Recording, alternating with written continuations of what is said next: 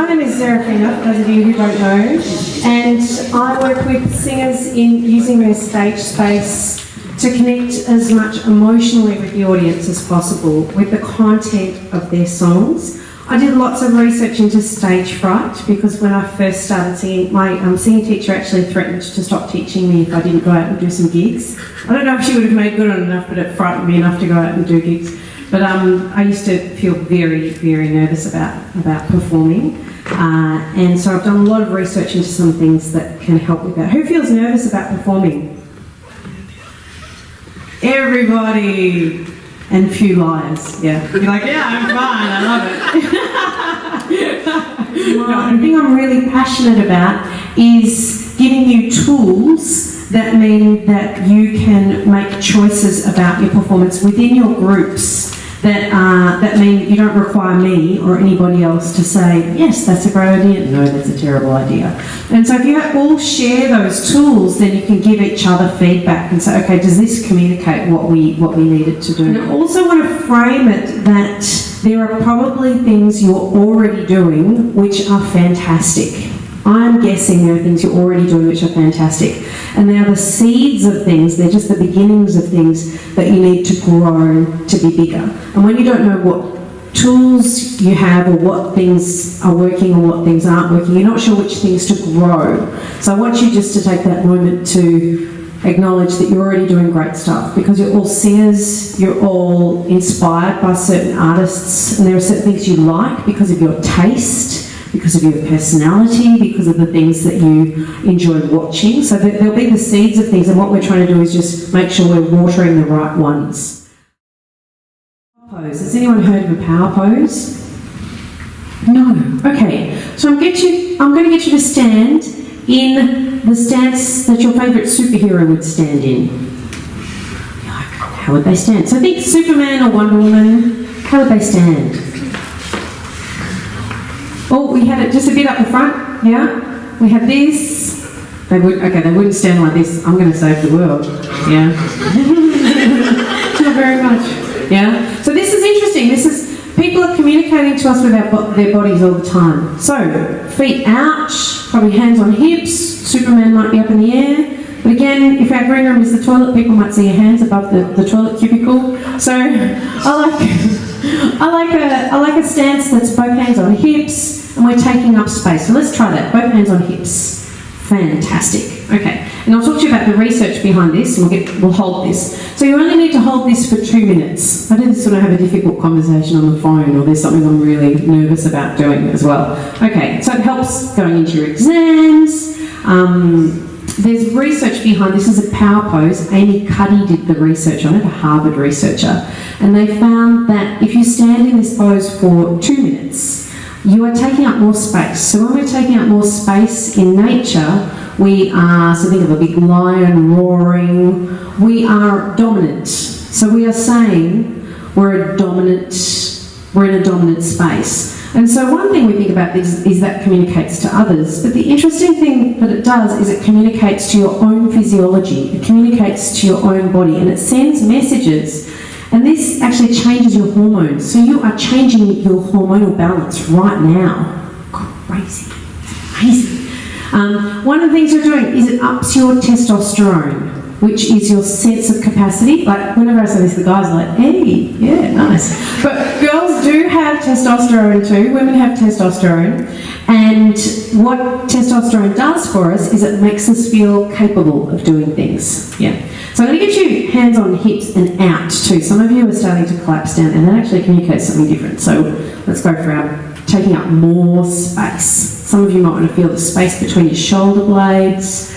Okay, so the other thing it does is it lowers, so we want to have a sense of capacity, but this is also about leadership. So we're not going to follow a leader who's an idiot, who's a hothead and who's going to be reactive to stress. So the other thing this does is it downs our cortisol, which is our reactivity to stress. So you become more cool. I mean, the downsides of this is that you're more likely to gamble if you power post first, or if you're actually taking up more space in a big car, you're more likely to double park and break the law. So there are things that, there's a recent research called embodied cognition which goes through this. It's kind of funny because it's like, wow, there you go. I'm so easy to manipulate with my own body. But the good thing is that we can take this tool and we can use that. So that's how. Dance with me, make me sway. It's like a xylophone. Can you all show me how you would play something like a xylophone? Oh, look at your amazing xylophone playing. It's fantastic. Okay. So show me a make me sway. Oh, love your work. Okay, we're going to add that to the lyric. 1, 2, 3. When marimba rhythms start to play, dance with me, make me sway. Like the lazy ocean hugs the shore, hold me close, sway me more. Oh, very, very good.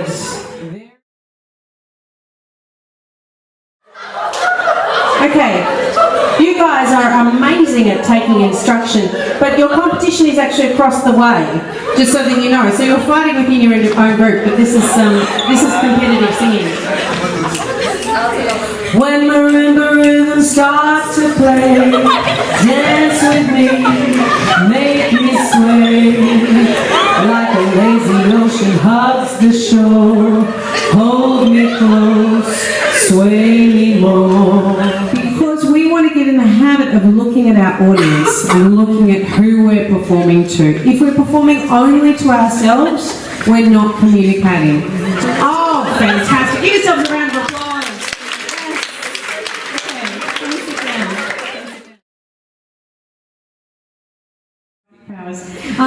That when we do a really big and silly movement, so we're doing our when marimba rhythms, we can then make it an abstract movement, and so we can sing when marimba rhythms start to play, dance with me. So we have something which we can make abstract, because we're not going to sing when marimba rhythms weird, a little bit weird. And my job is to make you cooler. You should walk out of this room 30% cooler than you walked in, And if we're doing that, you're probably not, Okay, let's get our first. What was so great about, so we're going to say every day in every way. Say every day in every way. I'm going to try to be a little bit more like Ben. I'm going to try to be. So what Ben did was, despite having real difficulty with the song, is that he went from saying, okay, I'm going to step forward, and then he really told the story of the song in a way that was understandable. He used some of those gestures of being unstable. So he took that information, and then he then took it the next step and came out and spoke to more of the audience, knowing that he wasn't going to catch fire or drop into a vat of oil. Because often as singers we're like, this is my square metre of singer space, and if I move off this, I will die. So he didn't burst into flames. I'd like you to notice that. And he told the story, and he took some steps. So he addressed this side of the audience as well as the initial side of the audience. So let's give him a round of applause.